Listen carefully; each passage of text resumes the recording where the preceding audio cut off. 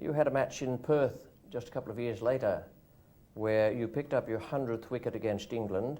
It was Mike Brearley, and you also had a little confrontation with him out in the centre there. Was that the aluminium bat? That's exactly the one I meant. I thought you'd bring that up too.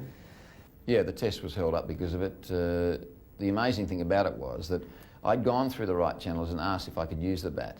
And the answer I got through the official channels was, there's no reason why you can't use the bat, because it doesn't state in there anything about it, a bat having to be wood or anything like that. So I was officially getting the okay without them actually saying, yes, do use it. So I used it in the first test against the West Indies, because in those days, or that particular series, we played West Indies, England, West Indies, England right the way through, 3 tests each.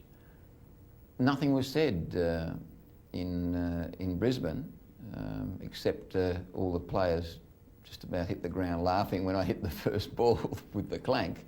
But in Perth, it was all held up and stopped and not allowed to use it, and replaced the bat with a wooden one, and then the rules were changed. So, yeah, there was a bit of a problem with an aluminium bat in Perth. I seem to remember you said clank. My memory is it was more of a clunk. Well, it depends on what tensile of aluminium you have in there, Rich. At any rate, just on the aluminium bat, it hasn't taken off, as one would say, but it did produce, at least at Lord's, the stricture that bats in future had to be made out of wood rather than any other materials, plastic and aluminium or tin or whatever.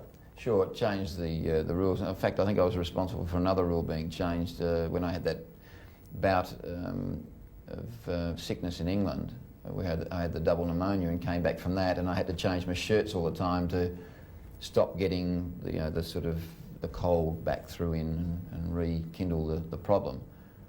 So I don't think the MCC were too pleased with those couple of changes, but those things, I suppose, are part of Test cricket. With all those rule changes, you could be on your way to becoming an administrator.